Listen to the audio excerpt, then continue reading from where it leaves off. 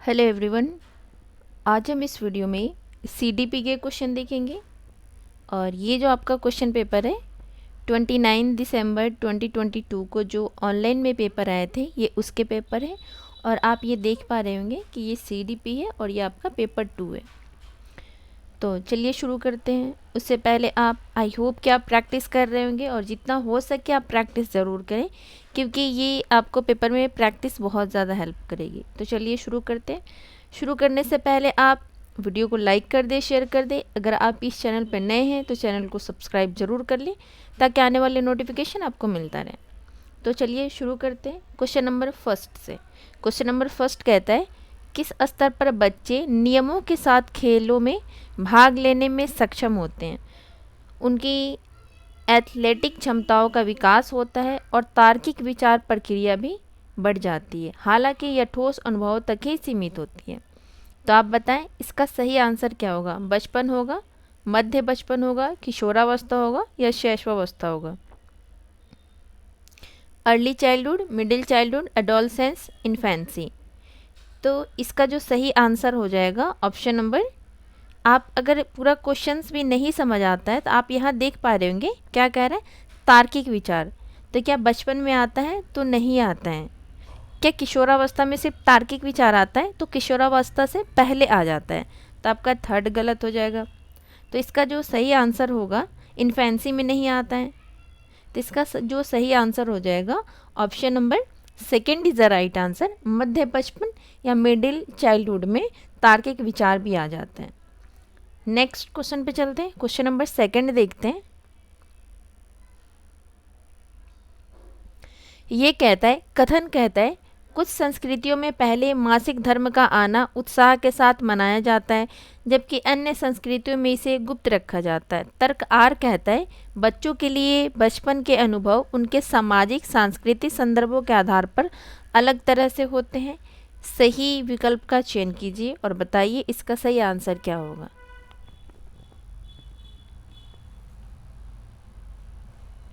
तो इसका जो सही आंसर हो जाएगा आपका कथन ए भी सही है और आर भी सही है और व्याख्या भी करता है। तो कौन सा सही आंसर हो जाएगा? Option number first is a right answer. Question number third देखते हैं। ये कहता है डेवलपमेंट इज, विकास क्या है? अव्यवस्थित होता है, पूरी तरह से प्रत्याशित होता है, एक आयामी होता है या गतिशील है। तो जो डेवलपमेंट है वो आपका डायनेमिक है, आई मीन गतिशील है, ना कि एक आयामी है। ये बहुआयामी होता है इसलिए ये गलत हो जाएगा। यह पूरी तरह से अप्रत्याशित नहीं है, ये अव्यवस्थित भी नहीं है। तो इसका सही आंसर हो जाएगा option number fourth is a right answer. Dynamic है, गतिशील है, ये चलता रहता है। जो डेवलपमेंट है होम टू टूम, गर्भ से मतलब माँ के पेट से लेके जब इंसान मर जाता है उस दिन तक उसका डेवलपमेंट होता रहता है, ग्रोथ नहीं होता है। ग्रोथ एक सर्टेन टाइम पे आके रुक जाता है, पर जो डेवलपमेंट है वो पूरी उम्र चलती रहती है। क्वेश्चन नंबर 4 देखते हैं। ये कहता है विकास के शीर्षगामी सिद्धांत में कहा गया है कि विकास किस प्रकार आगे बढ़ता है। सिर से पैर की ओर, पैरों से सिर की ओर तो नहीं बढ़ता है, हम कई सारे क्वेश्चंस में आपको बता रखे हैं। केंद्र से छोर तक या बाहर से केंद्र की ओर। बाहर से केंद्र की ओर भी नहीं होता। आपका सेकंड और फोर्थ तो गलत हो जाएगा। तो आप बताएं इसका सही आंसर क्या होगा, फर्स्ट होगा या थर्ड होगा। तो इसका जो सही है विकास शीर्षगामी सिद्धांत है। शीर्ष मतलब सिर से पैर की ओर है। कहा गया है विकास किस प्रकार आगे बढ़ता है, तो सिर से पैर की ओर। तो option number first is the right answer. Question number 5 देखते हैं। कथन ए कहता है किशोरों पर फिल्मों और विज्ञापनों का एक बड़ा प्रभाव पड़ता है, वह उनके व्यवहार व मूल्य भी उससे प्रभावित होते हैं। क्या ये बात सही है?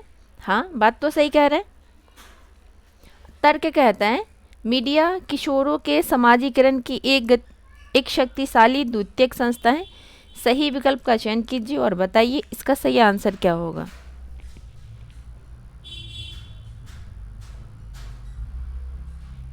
तो इसका जो सही आंसर हो जाएगा option number first is the right answer. आपका कथन ए भी सही है और आर भी सही है और व्याख्या भी कर रहे हैं।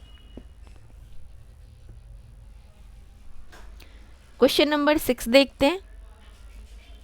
ये कहता है रमेश को अपने मित्र का पेन बहुत आकर्षित लगा। वह उसे चुराने का विचार करता है, परंतु वह उसे नहीं चुराता, क्योंकि यदि उसके अभिभावकों को पता चलेगा तो वह उसे बुरा बालक कहेंगे।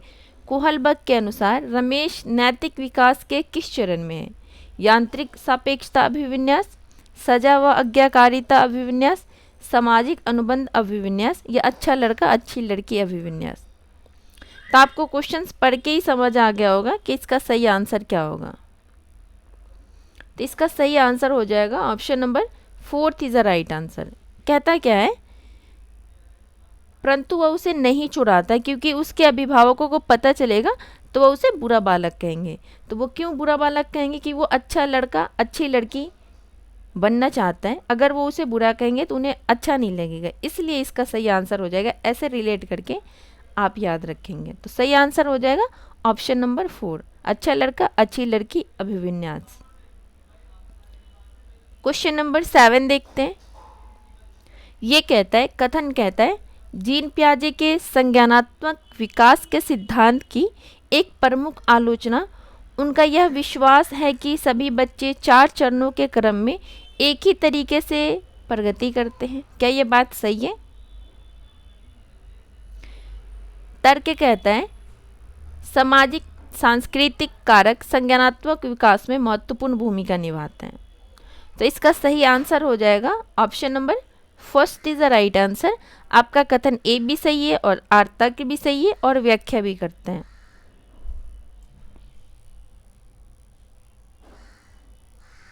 क्वेश्चन नंबर 8 देखते हैं। किस चरण में बच्चों की तर्कशीलता समस्या को एक ही पहलू से प्रत्यक्ष दिखाई देने वाली अनुभूति पर सीमित रहती है? औपचारिक पारंपरिक, पूर्व संक्रियात्मक, मूर्त संक्रियात्मक, मूर्त संक्रियात्मक, अमूर्त संक्रियात्मक। तो इसका जो सही आंसर हो जाएगा किस चरण में बच्चे तर्कशीलता को एक पहलू में प्रत्यक्ष दिखाई देने वाले अनुभूति पर सीमित रहती है। तो इसका जो सही आंसर हो जाएगा pre operational. Option number 2 is the right answer, पूर्व संक्रियात्मक। क्वेश्चन नंबर 9 देखते हैं। निम्न में से कौन है जो लेवाइगोस्की के सिद्धांत से उत्पन्न होने वाला एक कक्षा निहितार्थ है? तो फर्स्ट कहता है शिक्षकों को चाहिए कि वे बच्चों के समर्थन के लिए दिए जाने वाली मदद के स्तर और मात्रा में बदलाव करें। शिक्षकों को उद्दीपन और प्रतिक्रिया के अनुकूलन को सक्षम करना चाहिए। शिक्षकों को सकारात्मक और नकारात्मक दोनों तरह से सुदृढ़ीकरण को बढ़ावा देना चाहिए।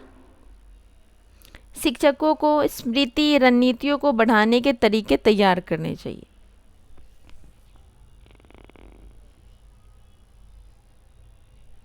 तो इसका सही आंसर हो जाएगा option number first is the right answer.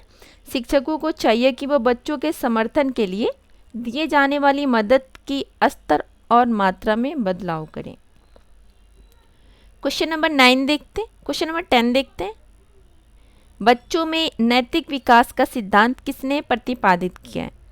B.F. Skinner, Lawrence Kohlberg, लेवाइगोस्की या अल्बर्ट बंडूरा। तो इसका जो सही आंसर हो जाएगा नैतिक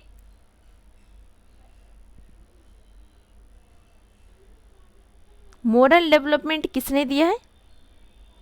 तो वो हो जाएगा आपका लॉरेंस कोहलबर्ग। देख पा रहे होंगे कितना इजी, मतलब किसने क्या दिया है। जैसे आप पूछ लेगा मल्टीपल इंटेलिजेंस किसने दिया है, तो हावर्ड गार्डनर ने दिया है। वैसे ही मैं नैतिक विकास का जो सिद्धांत है किसने दिया है, तो लॉरेंस कोहलबर्ग ने दिया है। क्वेश्चन नंबर 11 देखते हैं। वाइगोस्की के अनुसार निम्न में से क्या बच्चों को समीपस्थ विकास के क्षेत्र की दूरी तय करने में मदद करेगा? पार, अनुकूलन, पूर्वाभ्यास, निष्क्रिय अनुसरण। पैसिव निष्क्रिय अनुसरण तो होगा नहीं, तो इसका जो सही आंसर हो जाएगा option number first is the right answer, scaffolding पार। अब आपसे ये भी पूछ सकता है कि स्कैप फोल्डिंग पार किसने दिया है, तो वाइगोस्की ने दिया है। क्वेश्चन नंबर 12 देखते हैं। हॉवर्ड गार्डनर बुद्धिमत्ता के स्थिर लक्षण होने की पारंपरिक सोच की आलोचना करते हैं। निम्न में से कौन सी बुद्धि को उन्होंने 8 प्रकार की बुद्धिमत्ता में शामिल नहीं किया है? तो प्राकृतिक बुद्धिमत्ता ये शामिल किया है, भाषाई बुद्धिमत्ता ये भी शामिल किया है, संगीत में बुद्धिमत्ता ये भी शामिल किया है। तो जो शामिल नहीं किया है सृजनात्मक बुद्धिमत्ता, तो जो शामिल नहीं किया है option number second is the right answer. जो शामिल नहीं किया है वो बताया गया, आप पूछ रहा है आपसे। क्वेश्चन नंबर 13 देखते हैं। निम्न में से कौन सा प्रश्न बच्चों के विवेचनात्मक चिंतन को बढ़ावा देगा? तो फर्स्ट कहता है 4984 और 4694 का जोड़ क्या होगा? ये तो ऐड कर देगा, एक ही क्वेश्चन है, सेम आंसर आएगा। दूसरा विश्व युद्ध कब हुआ? तो ये भी ए वन वर्ड आंसर है। महात्मा गांधी का जन्म किस वर्ष हुआ? ये भी आपका वन वर्ड आंसर है। फोर्थ है हम पूर्वाग्रह व रूढ़िवादी सोच को कैसे चुनौती देंगे? तो ये आपका विवेचनात्मक चिंतन आ गया। तो इसका सही आंसर हो जाएगा option number fourth is the right answer. Question number 14 देखते हैं। कथन कहता है शिक्षकों को बच्चों के मूल्यांकन के लिए मानकीकृत पाठ्यक्रम और प्रक्रिया का पालन करना चाहिए। तर्क कहता है समावेशी शिक्षा का उद्देश्य मतभेदों को खारिज कर सभी को समान बनाने की दिशा में काम करना चाहिए। सही विकल्प का चयन कीजिए और बताइए इसका सही आंसर क्या होगा। तो इसका सही आंसर हो जाएगा ऑप्शन नंबर शिक्षकों को बच्चों के मूल्यांकन के लिए मानकीकृत पाठ्यक्रम प्रक्रियाओं का पालन नहीं करना चाहिए, इसलिए आपका कथन ए गलत हो जाएगा। समावेशी शिक्षा का उद्देश्य मतभेदों को खारिज कर सभी को समान बनाने की दिशा में काम करना है। मतभेदों को खारिज भी नहीं करना है। एक सेकेंड, समावेशी शिक्षा का उद्देश्य है मतभेदों को खारिज कर सभी को समान बनाने की दिशा में काम करना है। नहीं, आपका तर्क भी गलत हो जाएगा। तो आपका सही आंसर हो जाएगा option number fourth is the right answer. A और आर दोनों गलत हैं। क्वेश्चन नंबर 15 देखते हैं। शिक्षकों को जेंडर तटस्थ भाषा का प्रयोग करना चाहिए और चर्चा करनी चाहिए कि जेंडर एक सामाजिक संरचना है जिससे डैश का बढ़ावा मिले। जेंडर रूढ़िवादिता, जेंडर भेदभाव, जेंडर अनुरूपता, जेंडर समता। तो इसका जो सही आंसर हो जाएगा option number fourth is the right answer. Gender समता करता है, promote gender equity. Question number 16 देखते हैं। विशिष्ट आवश्यकता वाले बच्चों की ज़रूरतों को ध्यान में रखने के लिए कौन से दर्शन शास्त्र का पालन करना चाहिए? उनको पृथक्करण करके अलग शैक्षिक संस्थानों में भेजना चाहिए। क्या ऐसा करना चाहिए? तो ऐसा नहीं करना चाहिए, इसलिए आपका फर्स्ट गलत हो जाएगा। पृथक्करण नहीं करना है हमें। इनको केवल व्यावसायिक प्रशिक्षण देना चाहिए। जहाँ केवल आ गए आप इसे कट कर देंगे। इन्हें समावेशी शिक्षा का हक है ताकि वो सामान्य स्कूल में पढ़ सके। बात सही कहता है। इनको किसी प्रकार की शिक्षा की ज़रूरत नहीं, ये तो बिल्कुल निगेटिव ऑप्शन है। सबको शिक्षा की ज़रूरत है और सबका राइट है कि वो शिक्षा लें। तो इसका सही आंसर जो हो जाएगा option number third is the right answer. इन्हें समावेशी शिक्षा का हक है ताकि वे सामान्य स्कूलों में पढ़ सकें। क्वेश्चन नंबर 17 देखते हैं। सीखने की अक्षमता वाले छात्रों के लिए निम्नलिखित में से कौन सा उचित समावेशन है?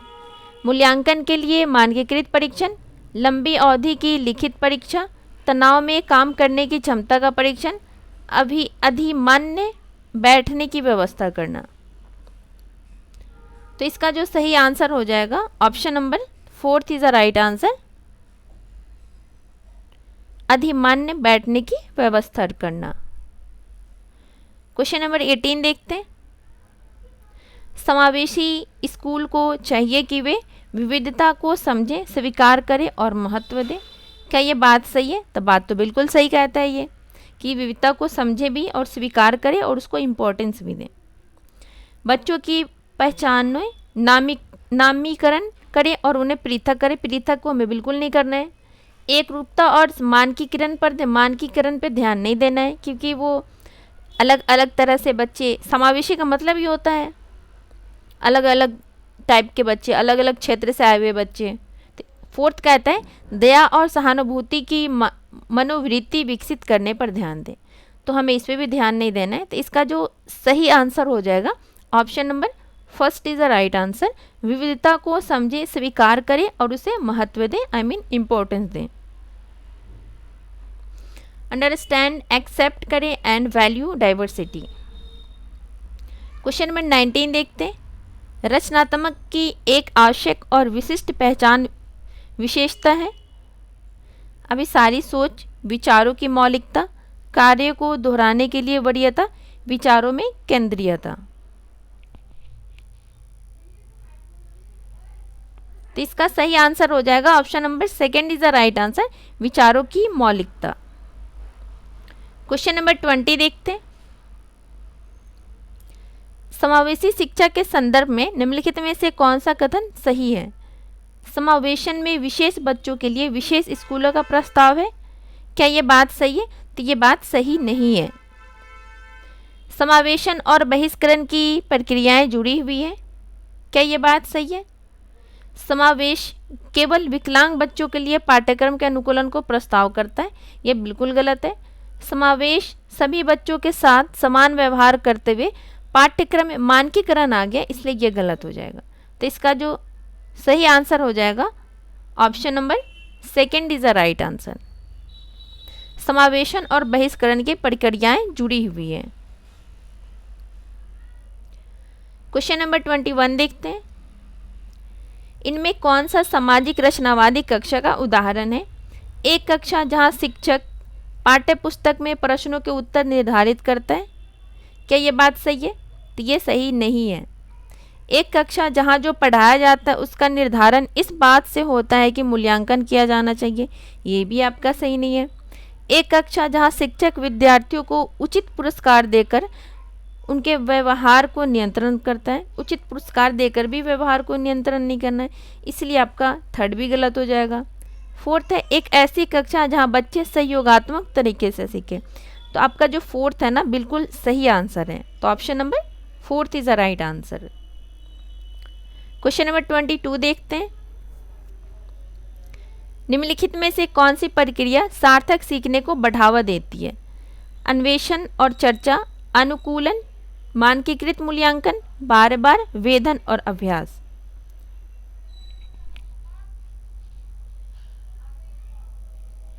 तो इसका सही आंसर हो जाएगा option number first is the right answer, अन्वेषण और चर्चा, discussion and discovery. Question number 23 देखते हैं।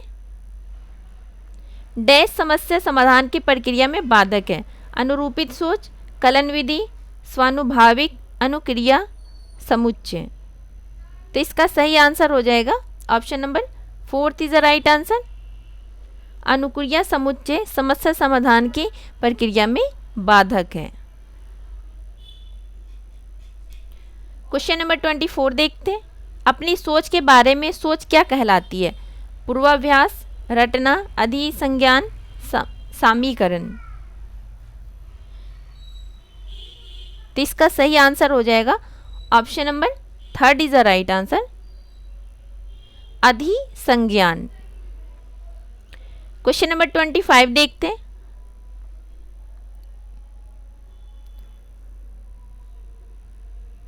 किस तरह की गतिविधियों में हिस्सा लेने पर विद्यार्थी बहुत प्रभावी ढंग से सीखते हैं? गैर संदर्भित गतिविधियां। क्या गैर संदर्भित में बच्चे अच्छे से सीख पाते हैं? नहीं, तो आपका फर्स्ट गलत हो जाएगा। यांत्रिक रूप से की जाने वाली गतिविधियां, अर्थपूर्ण गतिविधियां, ऐसी गतिविधियां जो शिक्षकों द्वारा पूर्ण रूप से नियंत्रण और निर्देशित हो। तो आपका फोर्थ गलत हो जाएगा। तो आपका जो सही आंसर हो जाएगा option number third is the right answer, अर्थपूर्ण गतिविधियां। क्वेश्चन नंबर 26 देखते हैं। ये कहता है बच्चों की सीखने की प्रक्रिया सामाजिक सांस्कृतिक संदर्भ में होती है। क्या ये बात सही है? तो हाँ, ये बात बिल्कुल सही है कि सामाजिक सांस्कृतिक और संदर्भों में होती है।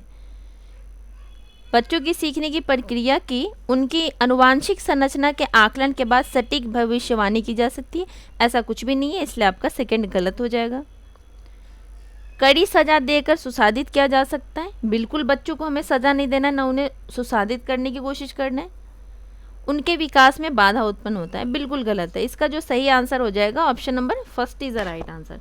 आप इतना ज़्यादा प्रैक्टिस कर ले कि अगर आपको कोई कॉन्सेप्ट नहीं भी पता है ना, तो आप जब क्वेश्चन पढ़े तो आपको समझ आ जाए कि इसका सही आंसर क्या होगा। तो इसका जो सही आंसर हो जाएगा option number first is the right answer, सामाजिक सांस्कृतिक संदर्भों में होती है। क्वेश्चन नंबर 27 देखते हैं। कथन कहता है संवाद व चर्चा की प्रक्रियाएं बच्चों को बेहतर समस्या समाधानकर्ता बनाने में सहायक है। तर्क कहता है सीखने की प्रवृत्ति सामाजिक है। सही विकल्प का चयन कीजिए और बताइए इसका सही आंसर क्या होगा। तो इसका जो सही आंसर हो जाएगा, आपका कथन ए भी सही है और आर भी सही है और व्याख्या भी करता है। तो कौन सा सही हो जाएगा? Option number first is the right answer. A और आर दोनों सही है और ए की आर सही व्याख्या करते हैं। क्वेश्चन नंबर 28 देखते हैं। सीखने का कौन सा दृष्टिकोण आंतरिक प्रेरणा पर केंद्रित है और सार्थक सीखने के लिए सामाजिक संपर्क पर जोर देता है? व्यवहारवादी दृष्टिकोण, संज्ञात्मक दृष्टिकोण, सामाजिक सांस्कृतिक दृष्टिकोण, मनोयौनिक दृष्टिकोण। तो इसका जो सही आंसर हो जाएगा option number third is the right answer, सामाजिक सांस्कृतिक दृष्टिकोण। क्वेश्चन नंबर 29 देखते हैं। निम्न में से कौन सा आंतरिक अभिप्रेरणा का उदाहरण है? मतलब इंटरनल मोटिवेशन का उदाहरण पूछ रहा है आपसे। तो फर्स्ट कहता है रुचि के कारण नया कौशल सीखना। बात तो सही कह रहा है, रुचि के कारण नया कौशल सीखना। अगर आपको रुचि है और आप एक नया कौशल सीख रहे हैं, कोई स्किल सीख रहे हैं, तो वो तो आपके अंदर से आ रही है, तब आप सीख रहे हैं। तो ये आंतरिक मतलब इंटरनल मोटिवेशन का ये एग्जाम्पल है। इनाम जीतने के लिए प्रश्नोत्तरी में भाग लेना, ये आपका एक्सटर्नल है, तो आपका ये गलत हो जाएगा। सजा से बचने के लिए गृह कार्य पूरा करना, ये भी आपका एक्सटर्नल हो गया। माता पिता की प्रशंसा पाने के लिए पढ़ाई करना, ये भी आपका एक्सटर्नल हो गया। तो जो आपके अंदर से आती है, जिसमें आपकी रुचि है, वो आपका इंटरनल मतलब आंतरिक अभिप्रेरणा होगा। तो इसका सही आंसर हो जाएगा option number first is the right answer. आज का लास्ट क्वेश्चन नंबर 30 देखते हैं। निम्न में से कौन सा संवेग अर्थपूर्ण सीखने की प्रक्रिया को सुसादित करेगा? तनाव, भारी चिंता, जिज्ञासा, हीनता। तो इसका जो सही आंसर हो जाएगा option number third is the right answer. निम्न में से कौन सा संवेग अर्थपूर्ण सीखने की प्रक्रिया को सुसादित करेगा? तो वो हो जाएगा आपका जिज्ञासा। Option number third is the right answer. तो इस वीडियो में हमने CDP के 30 क्वेश्चन करे हैं। आई होप कि आपको ये वीडियो पसंद आएगी और आप इस वीडियो को ज़रूर देखें। जितना हो सके आप प्रैक्टिस ज़रूर करें। वीडियो को लाइक कर दें, शेयर कर दें। अगर आप इस चैनल पर नए हैं तो चैनल को सब्सक्राइब ज़रूर कर लें। मिलते हैं आपसे नेक्स्ट वीडियो में। Thank you.